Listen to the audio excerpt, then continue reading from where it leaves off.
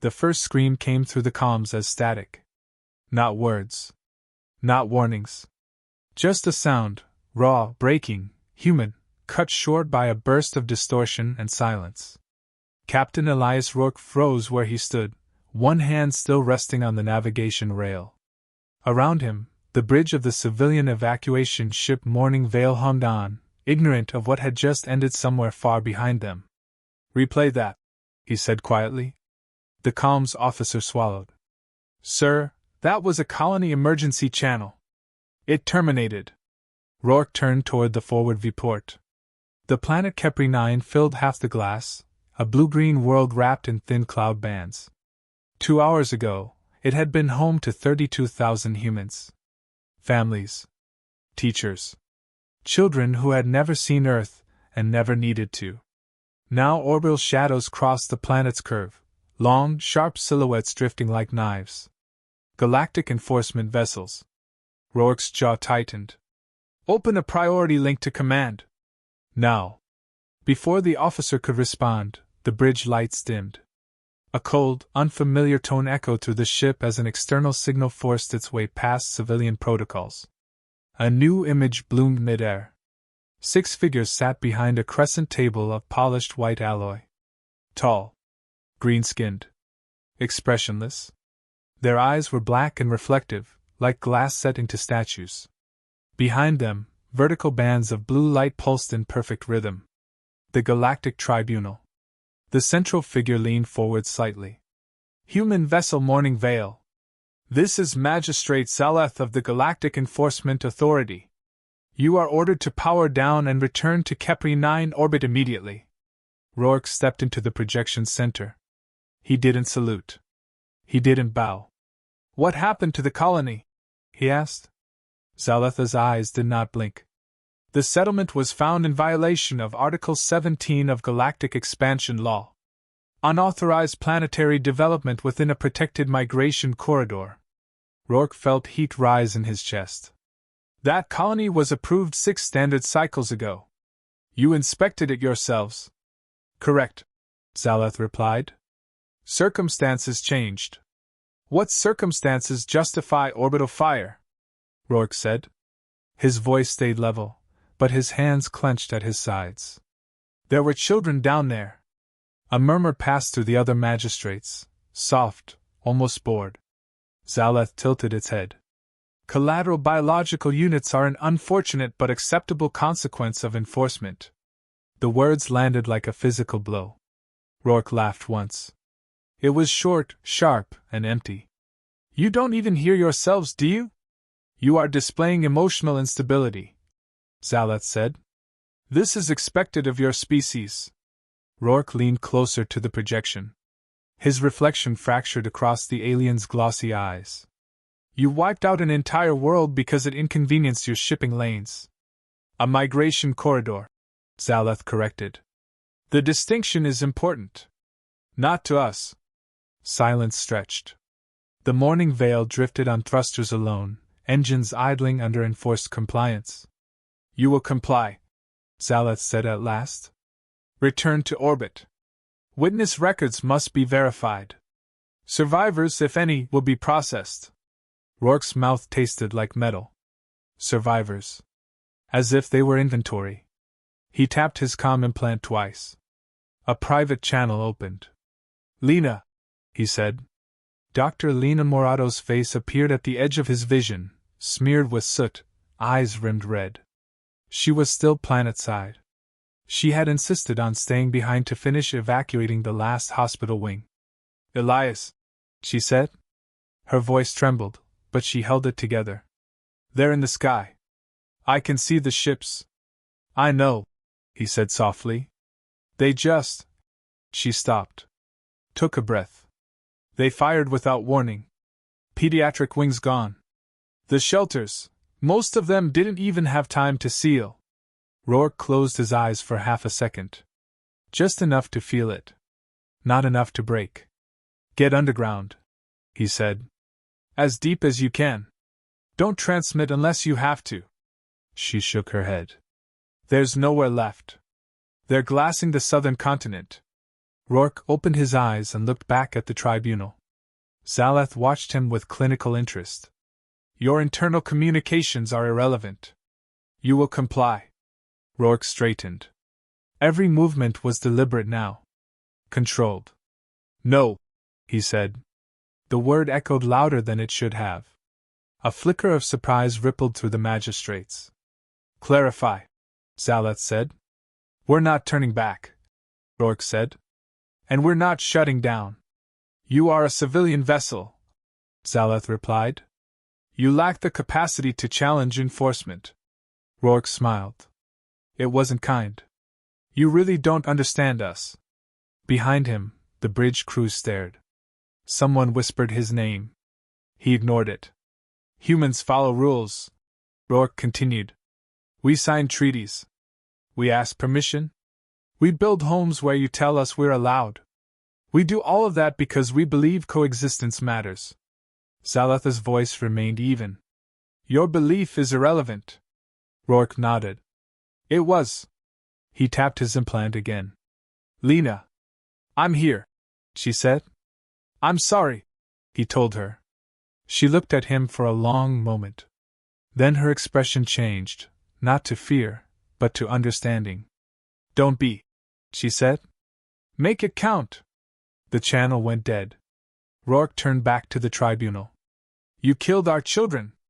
That statement is emotionally charged and inaccurate, Zaleth said. Enforcement action resulted in. You killed our children, Rourke repeated louder now. And now you're going to meet the other side of humanity. The magistrates leaned back in unison. Threat assessment escalating, Zaleth said. Explain. Rourke reached down and pulled a worn data chip from his jacket pocket. It was scratched. Old. Officially decommissioned. This, he said, holding it up, is a Black Archive directive. Written after the soul purges. Buried so deep even most of our own people don't know it exists. The blue lights behind the tribunal flickered once. It's what we keep for the day diplomacy fails, Rourke continued. For the moment someone decides human lives are expendable. You are bluffing, Zaleth said, but something had shifted. A fraction. A hairline crack in certainty. Rourke slid the chip into the console. Across the bridge, hidden systems woke. Power surged. Weapons that were never supposed to exist on a civilian hull came online, masked behind layers of legality and lies. Long-range beacons flared, signals racing outward at light speed toward places the Galactic Authority had never mapped. Rourke met Zaleth's gaze. We tried to be good neighbors, he said. Now we're done asking. The tribunal feed cut abruptly. Outside the viewport, the stars seemed to hold their breath. The morning veil broke orbit under a sky that burned. Rourke watched Kepri 9 shrink to a wounded crescent, firestorms crawling across its night side like veins of molten gold. The ship shuddered as it pushed beyond safety margins, engines howling in protest. Around him, the bridge crew moved with quiet urgency, no questions left to ask. Contacts, the sensor officer said. 3 enforcement cruisers vectoring to intercept. Weapons hot. Rourke nodded. Evasion pattern Delta 7. Keep us just unpredictable enough to look scared. The helmwoman glanced back. We are scared. Good, Rourke said. Let them believe that's all we are. A low chime sounded as the Black Archive systems finished waking. The bridge lighting shifted, warmer, dimmer, old naval hues layered beneath civilian interfaces. Consoles unfolded from hidden seams. Targeting reticles bloomed like restrained stars. Commander Yara Chin stepped up beside Rourke. She had commanded destroyers before the Accords. Now she captained a refugee ship with teeth. The beacons are out, she said. 6 signals. Long reach. 1 went dark immediately. Expected, Rourke replied. They'll jam or intercept what they can. And the ones they can't? He didn't answer right away. He watched the first enforcement cruiser peel away from its formation, engines flaring as it accelerated. Those will be heard, he said. Eventually. The comms crackled. Zalatha's voice forced its way back onto the bridge, colder now, sharpened by offense. Human vessel. You have activated prohibited systems. This is a declaration of hostility. Rourke leaned toward the mic. You declared it when you fired on a hospital. A pause. Not silence, calculation. You misunderstand consequence, Zalath said. Your species survives because it complies. Wrong, Rourke said. We survive because we adapt. The cruiser's targeting lock snapped into place. Alarms sang. Brace, Chen called. The first shot lanced past the bow, a beam of compressed energy hot enough to ionize vacuum. The second clipped the ship's shield, rattling the deck. Return fire, Rourke said. Limited. Chen's eyebrow lifted. Limited? We're not here to win, he said. We're here to change the conversation. The morning veil's hidden turrets spat light. Not a barrage. Precise pulses tuned to frequencies enforcement shields weren't designed to deflect. The beams struck the cruiser's forward array and tore through sensor clusters like paper. The cruiser veered blind. A sharp intake of breath rippled across the bridge. They didn't know we had that, Chen said. They still don't know why, Rourke replied. Another signal chimed, internal, encrypted. Patch it through, he said. The display filled with a familiar face, Admiral Jonah Reyes, older than Rourke remembered, lines etched deep by gravity and regret. Behind him, a room of steel and banners, real ones, not ceremonial replicas. You sent the wrong signal, Elias, Reyes said. Rourke smiled faintly. You got it. Reyes's gaze flicked sideways, reading data scrolling too fast for civilians. You activated Protocol Ember. Yes, sir. Reyes exhaled. You know what that does. I know why it exists. Half the fleet will call this treason. The other half will remember why they signed up. Reyes's mouth tightened. We buried Ember because it scared us. Rourke leaned closer to the screen. Good. It should. Outside, the second cruiser fired. The shot hammered the shields harder this time, draining reserves. Admiral, Chen cut in. We can't hold them long. Reyes nodded. You won't have to. The signal split. More faces appeared, captains, engineers, scientists. Old friends. Old ghosts. A woman with grease-streaked cheeks spoke first. Signal received. Package opened. A man in a lab coat followed. We're unlocking vaults. They told us never to use this. Reyes met Rourke's eyes. This ends the accords. They ended them, Rourke said. We just stopped pretending. The third cruiser surged ahead, flanking fast. Its weapon ports glowed, charging something heavier. Helm, Rourke said. Take us toward the debris field. That's suicide, the helmswoman said. Trust me. She did. The ship plunged toward the shattered remains of an old mining platform. Twisted metal, drifting ice, fragments of forgotten industry. The cruisers followed, confident in their mass and armor. No, Rourke said. Chen's fingers danced. The morning veil released a cloud of microlattice drones, harmless-looking, slow. The cruisers plowed into them. The drones detonated in silence. Not explosives. Disruptors. They tangled guidance systems, confused inertia dampeners, fed false vectors straight into the cruiser's cores. One clipped debris and spun away, engines tearing themselves apart. Another shuddered, power flickering. The lead cruiser pushed through, stubborn and angry. Zalatha's face reappeared, less composed. You are escalating beyond acceptable thresholds. Rourke's voice was steady. So did you. You risk extinction, Zalath said. Rourke shook his head. We risk honesty. A new alarm chimed, different, deeper. Contacts, the sensor officer said, all creeping in. Multiple warp signatures. Human. Military. The stars tore open. Ships emerged that hadn't flown together in decades. Old hulls refitted with new scars. New hulls stripped of ornament. They formed no neat line, no parade formation, just a wall of intent. The lead ship hailed. "This is the Santiago," a voice said. "We're late. Traffic." Rourke closed his eyes for a heartbeat. Reyes's voice came through one last time. "The galaxy is about to learn something it forgot." "What's that?" Rourke asked. "That humans don't stop caring just because it's inconvenient." The enforcement cruiser hesitated. For the first time, it didn't fire. Rourke leaned back, eyes fixed on the stars ahead, where more signals were arriving, more answers to a call meant never to be heard. "Set a course," he said quietly, "toward the heart of their authority." Chen looked at him. "And then?" Rourke's jaw set, grief and resolve welded into something harder. "Then," he said, "we make sure no one ever calls our children collateral again." The Galactic Citadel had never known silence. For 3 millennia, its halls echoed with constant motion, diplomats arguing in measured tones, enforcement fleets docking and departing, algorithms whispering probabilities into crystal processors.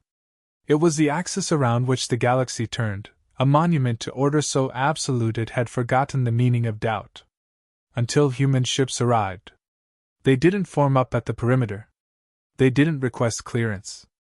They translated directly into the Citadel's exclusion zone, warp scars tearing open space like wounds that refused to close. Alarms cascaded through the station. Magistrate Salas stood as the chamber shutters sealed, blue light stuttering for the first time in recorded history. Data streamed across the air, fleet counts, threat analyses, failure probabilities climbing into ranges the models had never required. "Human forces have violated Citadel sovereignty," one magistrate said, voice tight. Zalatha's hands clasped behind its back. "They have already done so," it replied. "Now they intend to speak." The central display shifted. Captain Elias Rourke appeared, blood dried along his collar, eyes hollowed by loss but sharp with purpose. Behind him stood no banners, no symbols of conquest. Only people. Crews. Medics. Engineers. Civilians who had chosen to stand. "You are in violation of," Zalath began. "No," Rourke said, cutting in without raising his voice. "We are done with your language." The chamber stiffened. Interrupting a magistrate was unthinkable. "You judged us from orbit," Rourke continued. "You measured our lives against convenience, and found us acceptable to erase. So we came here to balance the equation." Zalatha's eyes narrowed. "Your fleet cannot defeat the Citadel." Rourke nodded. "Correct." A ripple of confusion spread among the magistrates. "We're not here to defeat you," he said. "We're here to show you." He gestured. A new feed opened. It wasn't tactical data. It wasn't weapon schematics. It was footage. Human footage. A classroom on Kepri 9. Children arguing over a broken drone. A teacher laughing as paint splattered across a wall. A hospital corridor where Lena Morado knelt beside a child, her hands shaking but steady enough to save a life, until the sky burned. The footage cut. Switched. A colony on another world. A human farmer teaching an alien neighbor how to grow wheat in thin soil. A shared meal. Awkward smiles. Progress. Another cut. Earth. Flood relief teams. Rescue after earthquakes. Humans pulling strangers from rubble with bare hands, bleeding and smiling through it. The chamber fell quiet. "You never bothered to learn us," Rourke said. "You learned our numbers. Our outputs. Our compliance rates." Zalatha's voice hardened. "Sentiment does not override law." Rourke leaned forward. "Then law is broken." A new alert flared across the Citadel's systems. Not an attack. A release. Archives unlocked. Across the galaxy, suppressed records spilled into the open, enforcement actions hidden behind sterile language, species erased in increments too small to trigger outrage. Civilizations reduced to footnotes. "You built peace on silence," Rourke said. "We just removed it." One magistrate rose halfway from its seat. "This is information warfare." "Yes," Rourke agreed. "And you taught us how effective it is." Outside the citadel, the human fleet held position. Weapons cold. Shields steady. Waiting. Zalath turned slightly, consulting internal models that now screamed contradiction. What is your demand? Rourke didn't answer immediately. He glanced off-screen. Lena, he said softly. The feed shifted. Dr. Lena Morato appeared, alive. Exhausted. Wrapped in a thermal blanket, soot still marking her face. Behind her stood survivors, fewer than anyone had hoped, but enough. She met Zalatha's gaze without fear. You call us collateral, she said. But we remember names. We remember faces. Every child you erased had a future you never calculated. She stepped back. The survivors stood straighter. Rourke returned to the frame. Our demand is simple. Zalath waited. Recognition, Rourke said. Not as a variable. As a people whose lives carry weight equal to your own. And if we refuse? A magistrate asked. Rourke's expression didn't change. Then Ember continues. The word rippled through the chamber like static. You saw the archives, he continued. You felt the reaction. Trade disruptions.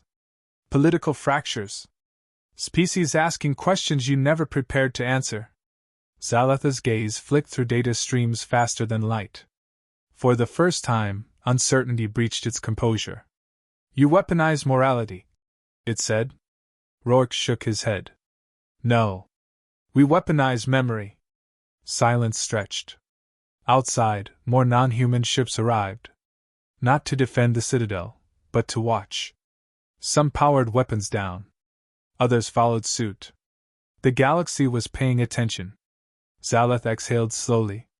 If we acknowledge fault, it said, the authority collapses. Rourke's voice softened, not with mercy, but with truth. Then it deserves to. The magistrate studied him. You would risk chaos. Rourke thought of Kepri 9. Of screams cut short. Of children who never grew old enough to argue with their parents. Yes, he said. Because we already lived with yours. The chamber lights dimmed. Then steadied. Zalath straightened. The tribunal recognizes human sovereign status. Enforcement protocols regarding human populations are suspended pending review. A shockwave passed through the citadel, not physical, but historical. Rourke didn't smile. And Kepri 9? He asked. Zalath paused. Just long enough to matter. Restitution will be discussed. Rourke's eyes hardened. No. It will be done. The magistrate inclined its head. A gesture never recorded before. Agreed. The feed ended. On the bridge of the morning veil, no one cheered. They stood in silence, absorbing the weight of what had shifted. Chin broke it first. What now? Rourke looked out at the stars, unchanged, indifferent, vast. No, he said. We go home. We rebuild. And we make sure they never forget today. Behind him, the human fleet began to turn, not in retreat, but in unity. For the first time in galactic history, humanity was no longer asking for a place among the stars. They had taken responsibility for them. The galaxy did not collapse. That surprised everyone. In the cycles following the Citadel broadcast, analysts predicted panic, fragmentation, war. Markets staggered, governments argued, and the Galactic Authority retreated inward like a wounded animal, but the stars did not burn. Trade resumed. Borders held. Species spoke to one another without intermediaries for the first time in centuries. And humanity went home. Kepri 9 was no longer blue-green when the first reconstruction fleet arrived. Its oceans steamed where orbital fire had boiled them shallow. Continents were scarred black and gold, glass plains stretching farther than memory. From orbit, it looked quiet. Peaceful. Like a lie. Captain Elias Rourke stood on the forward deck of the Morning Veil as the ship descended, hands clasped behind his back. The uniform he wore now bore no civilian markings. No medals either. Just a simple insignia, human. Atmosphere stabilizing, a technician said softly. Terraformers are holding. Rourke nodded. Good. Dr. Lena Morado joined him, her steps slower than before but steady. She followed his gaze through the viewport. "It's still beautiful," she said. "Was," Rourke replied. She didn't correct him. "It will be again." The ship touched down near the ruins of the old capital. What remained of the city was skeletal.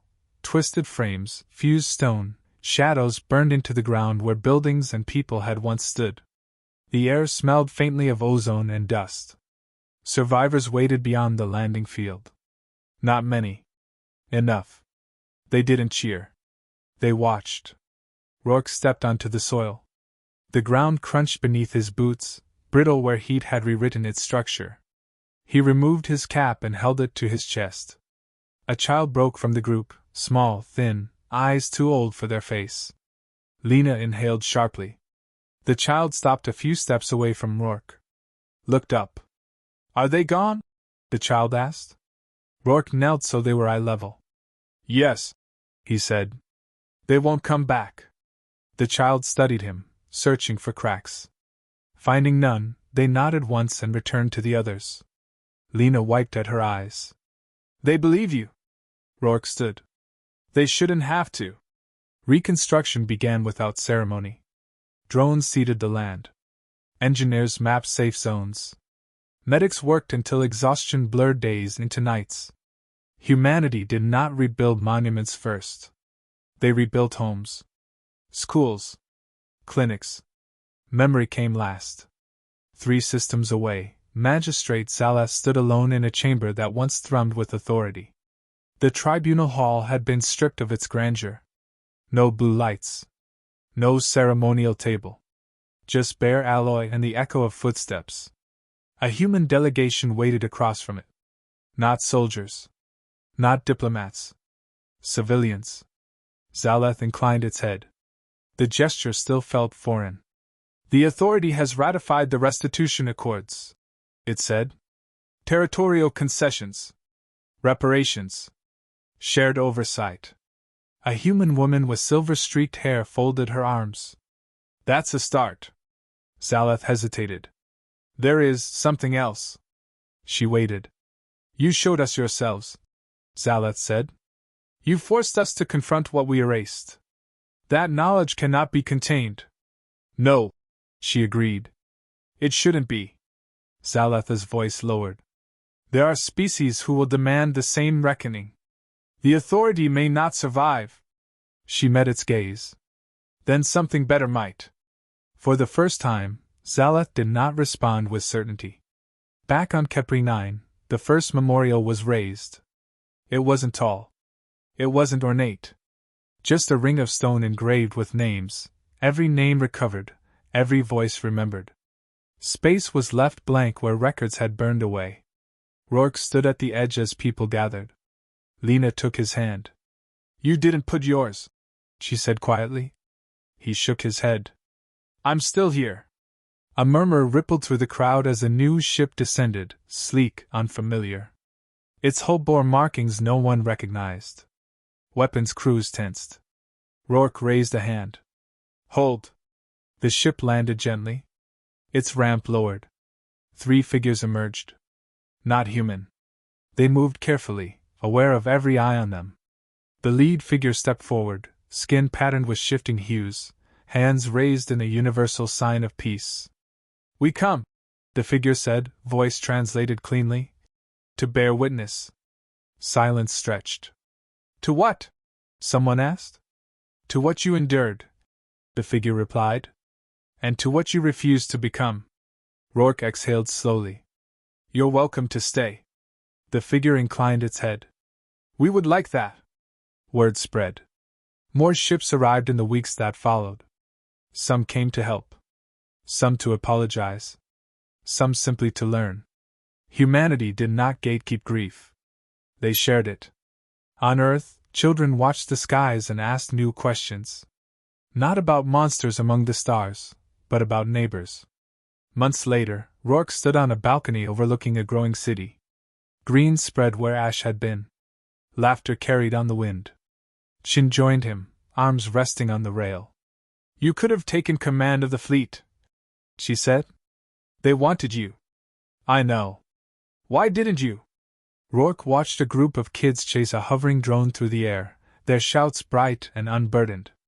Someone has to stay and make sure this part works. Chen smiled faintly. The quiet part.